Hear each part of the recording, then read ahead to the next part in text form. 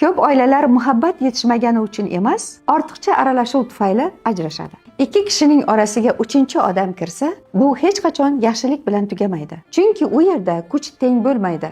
Ikki tomon birlashadi. Oxir oqibat bitta odam aybdor bo'lib chiqadi va odatda eng ko'p sinadigan bu ayol bo'lib qoladi. Ko'p qaynonalar tartib o'rnataman deb kiradi, qonunlar chiqaradi, qoidalar qo'yadi. Lekin bilmaydiki, shu harakatlari bilan o'g'lining oilasini asta-sekin yemirib borayotgan bo'ladi. Shu o'rinda savol keladi: qaynona ham ona-ku, aralashmasinmi? Aralashsin, lekin ona bo'lib aralashsin. Kimnidir ayblash uchun, kimnidir yutqazish uchun emas. Ikkalasini teng ko'rib, ikkalasiga ham teng gapira olsa aralashsin. Agar maqsad urushtirish bo'lsa, jim turgani yaxshiroq. Va bu yerda erkaklarda ham gap bor. Agar erkak turib bera olmasa, ona va xotin o'rtasida mas'uliyatni qo'lga ola olmasa, baribir oila zarar ko'radi.